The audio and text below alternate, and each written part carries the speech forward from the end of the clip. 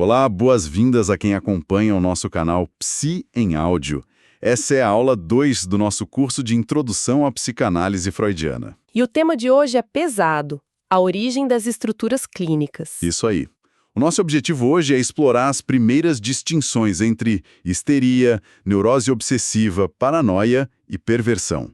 Mas antes da gente mergulhar no conteúdo, eu tenho um aviso super especial. Um anúncio incrível para nossa audiência estudantil. Ah, novidade do canal? Conta aí! Então agora o canal Psi em Áudio tem um clube exclusivo, o Clube Psi. Isso é sensacional para quem está na faculdade, né? Demais!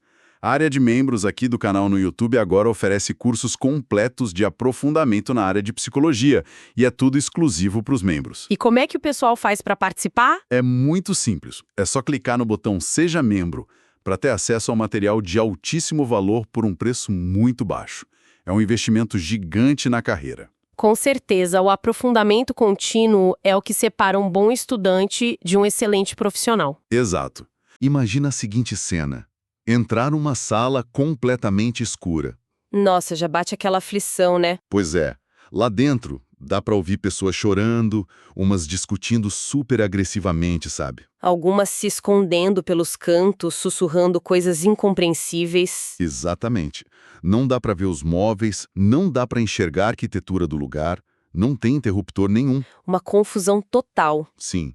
Aí a pergunta é, como é que a gente mapeia essa sala e descobre onde estão as paredes e os corredores? Bom, prestando atenção em onde as pessoas tropeçam, onde elas esbarram umas nas outras e onde se machucam. É unicamente pelo padrão do sofrimento e pelos esbarrões que fica possível desenhar a planta baixa de um lugar que a gente não pode ver diretamente. Os primeiros mapas da mente humana foram desenhados exatamente assim.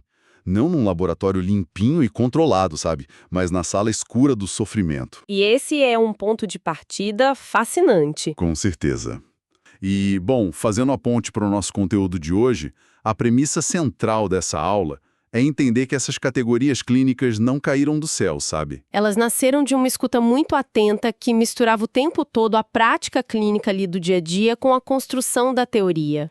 Então, por que a gente precisa entender o surgimento dessas estruturas antes de só decorar o que cada uma significa? Porque, para entender a clínica de verdade, a gente tem que abandonar a ideia de que o diagnóstico é só uma etiqueta, sabe? Aquela etiqueta que o médico cola na testa do paciente depois de olhar um checklist, né? Perfeito, não é um checklist. Um dos pilares que a gente precisa fixar hoje é que não existe nosografia ateórica. Peraí, vamos traduzir isso para o pessoal. Nosografia ateórica. Não existe classificação de doenças ou uma lista de sintomas que seja neutra. Toda vez que você descreve um quadro clínico, tem uma teoria sobre o aparelho psíquico rodando ali por trás, mesmo que implicitamente. Então a teoria e a prática se misturam o tempo todo. O tempo inteiro. As primeiras ideias sobre como a mente era dividida, aquelas hipóteses tópicas iniciais, elas nasceram da pura urgência de distinguir os pacientes na clínica. Porque um paciente paralisava o braço e o outro criava uma mania de perseguição, né? Exatamente isso. A teoria foi forjada no calor da clínica. Sabe, é como tentar desenhar o mapa de uma cidade enquanto você está caminhando pelas ruas dela. Uma ótima analogia. Não dá para separar o ato de explorar as ruas, que seria a escuta clínica, do ato de desenhar o mapa, que é a teoria. Por isso que só decorar manual não basta para os estudantes. Tem que entender a lógica do adoecimento. E entender a lógica do adoecimento nos leva para a raiz da coisa. Como é que a mente passa do normal para o patológico? Pois é, qual é o motor do adoecimento?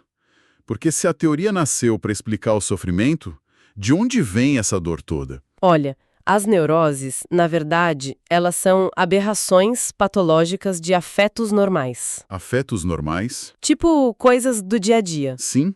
A histeria, por exemplo, ela vem de um conflito. A neurose obsessiva vem de uma recriminação, de uma culpa. A paranoia nasce de uma ofensa sofrida ou de uma mágoa muito grande. E a confusão alucinatória vem do luto. Mas espera aí. Todo mundo passa por conflito, culpa, luto, porque alguns adoecem e criam um dano permanente, uma neurose de defesa. É aí que entra a condição para o adoecimento. Para que esse afeto normal vire uma neurose de defesa, Duas coisas precisam acontecer juntas. O evento gerador tem que ter natureza sexual e tem que acontecer na infância. Antes da maturidade sexual, no caso. Isso. Antes da biologia do corpo estar pronta. Ah, essa é a parte que sempre dá nó na cabeça de quem estuda psicanálise. Por que obrigatoriamente tem que ser sexual e na infância? É porque a gente lida com um mecanismo muito peculiar, chamado a posteriori, ou em alemão, o Nachträglichkeit. Vamos destrinchar isso com muita clareza. Vamos lá. Imagina que uma experiência prematura de natureza sexual acontece com uma criança. Como ela não tem maturidade, aquilo não causa uma dor imensa na hora. A crença só registra o fato, né? Exato. O evento é registrado, mas o afeto não explode.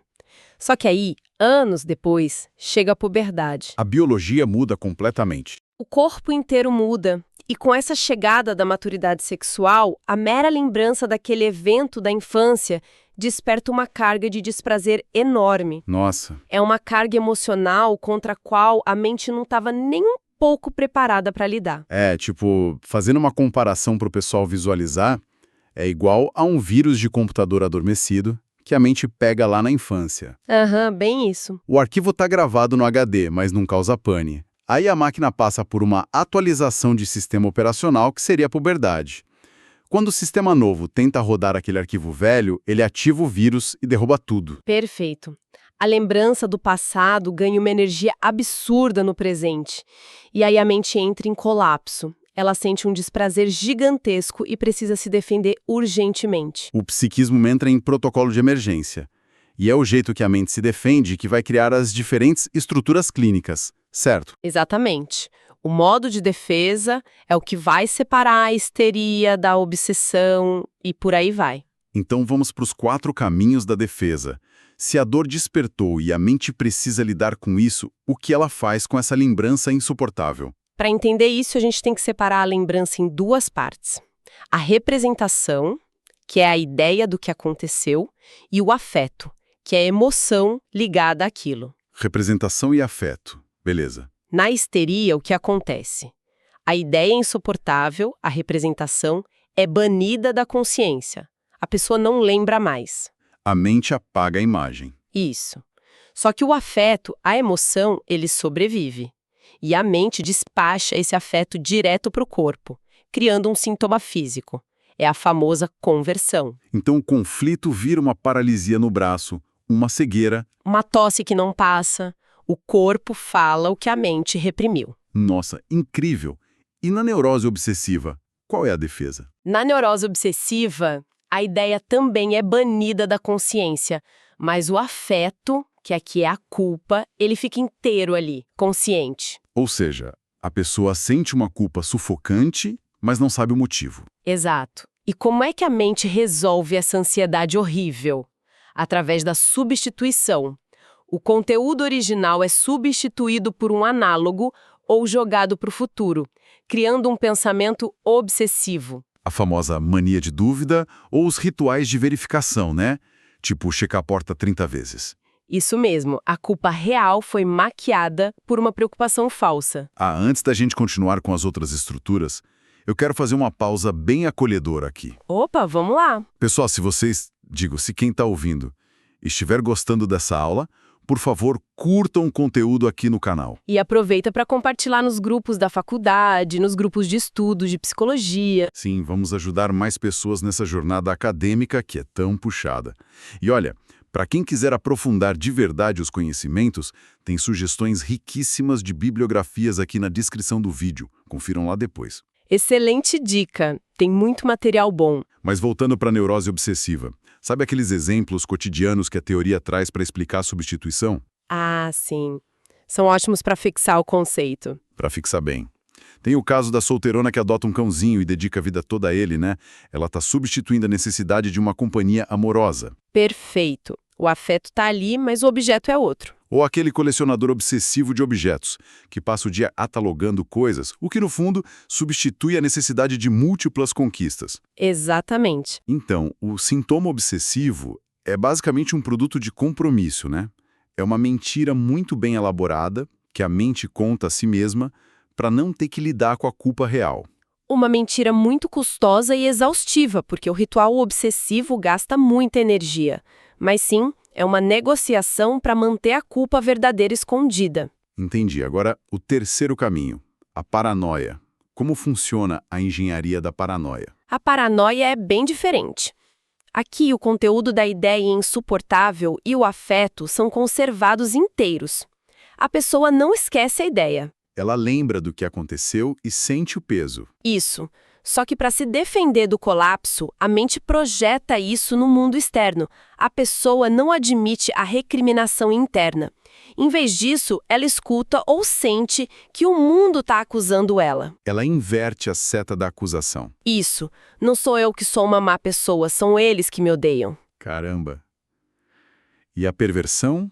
Onde entra nesse mapa? Perversão ocorre quando o recalque, ou seja, essa tentativa de esconder a ideia, falha completamente ou nem chega a ser tentado. Ah, então não tem a barreira. Não tem. Ela está ligada a uma forte fixação no autoerotismo infantil, é uma busca de prazer que simplesmente burla o desprazer do conflito moral. A gente costuma dizer que a perversão funciona quase como negativo da neurose. O neurótico trava no conflito e adoece. O perverso encontra um atalho e executa. Resumindo muito, é por aí. Tá. Para tirar esses conceitos da teoria e dar uma lente bem prática, a gente precisa mergulhar um caso clínico. Vamos focar na paranoia. Vamos. O caso do hóspede é perfeito para ilustrar isso. Conta essa história pra gente. É a história de uma mulher, por volta dos 30 anos, solteira, que morava com os irmãos. Tudo tranquilo na casa, até que eles decidem alugar um quarto para um viajante. Um homem de fora. Isso. Um belo dia, sem muito aviso, ela tá lá e esse homem faz uma investida sexual inadequada. Mas olha, a coisa não continuou. Foi uma investida, ele parou e foi embora logo depois. Aparentemente, a vida seguiu. A poeira baixou na superfície, mas por dentro, né? Por dentro foi uma bomba relógio. Anos depois, essa mesma mulher desenvolve um delírio de perseguição assustador. Do nada, entre aspas. Entre aspas, exato. Ela passa a acreditar fielmente que as vizinhas do bairro observam ela o dia inteiro. O que as vizinhas supostamente falavam no delírio dela. Ela dizia que as vizinhas fofocavam dizendo que ela era uma mulher abandonada, uma coitada que ficava na janela esperando o homem, o tal viajante, voltar para ela. E, obviamente, as vizinhas não falavam nada disso. Nada, era puramente delírio. E aí a gente entra na lógica inconsciente da coisa, a anatomia desse delírio. Como é que o mecanismo de projeção operou aí? Excitação muito forte. Uma excitação que foi reprimida na hora. Ela se excitou, mas a moral dela disse, opa, não pode. Exato. Para se poupar da recriminação interna insuportável, da culpa de se sentir uma pessoa imoral, o ego precisava fazer alguma coisa. Se ela dissesse para si mesma, eu desejei ele, ela ia desmoronar. Então ela desalojou o julgamento para fora. Genial, né? O conteúdo da recriminação permaneceu o mesmo, a ideia de desejo pelo hóspede, mas a fonte mudou. Como a crítica agora vinha de fora, vinha das vizinhas, o ego dela podia respirar aliviado. Ela podia se defender, ela podia ficar com raiva das vizinhas, fechar a janela, recusar a acusação. A paranoia salvou o ego de um colapso narcísico através dessa projeção no mundo externo. Isso ajuda muito a generalizar o conceito para a nossa vida cotidiana, para o pessoal que estuda psicologia enxergar isso além da clínica severa. Sim, a gente vê microprojeções o tempo todo. Eu lembro de outros exemplos desse material. Tem aquele do funcionário que é preterido numa promoção na empresa. O colega promovido e ele não. Um clássico ferimento narcísico. Exato. Ele não consegue admitir o próprio fracasso ou a falta de competência. A dor seria muito grande. O que ele faz?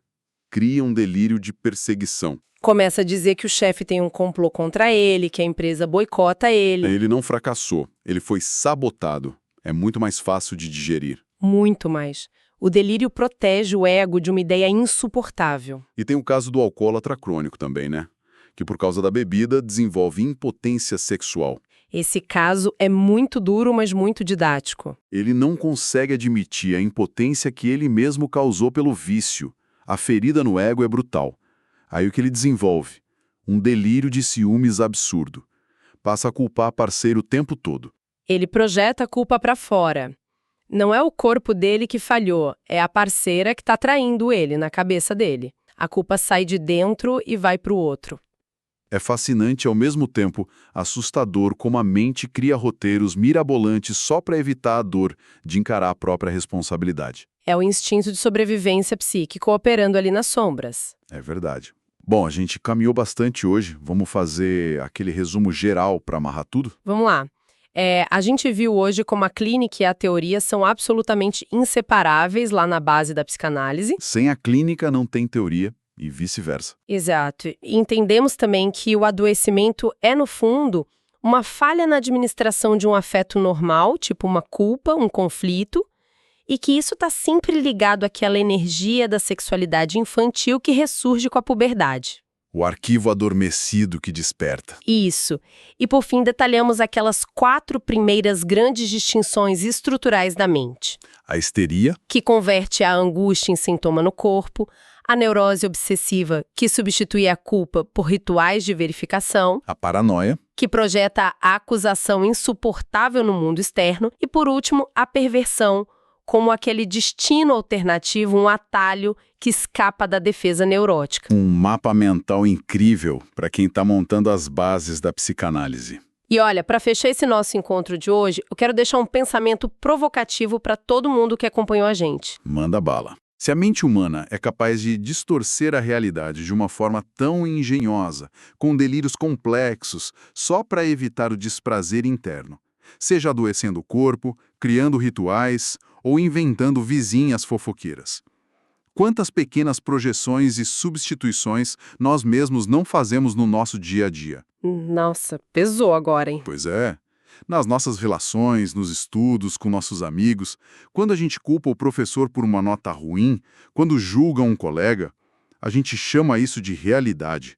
Mas será que não é só a nossa mente nos protegendo da nossa própria frustração? É uma lente muito poderosa para se olhar no espelho. Deixa essa pulga atrás da orelha de quem está ouvindo. Bom, eu finalizo com um agradecimento muito caloroso pela companhia de vocês nessa jornada, da nossa audiência nessa jornada de aprendizado. Foi excelente! Um convite especial para não esquecerem de se inscreverem no canal Psi em áudio. Tem muita aula de psicologia pela frente. Eu reforço intensamente o convite para entrarem no Clube Psi. Não percam, a área de membros está recheada. Clica no botão Seja Membro e venha acessar as aulas de aprofundamento exclusivas.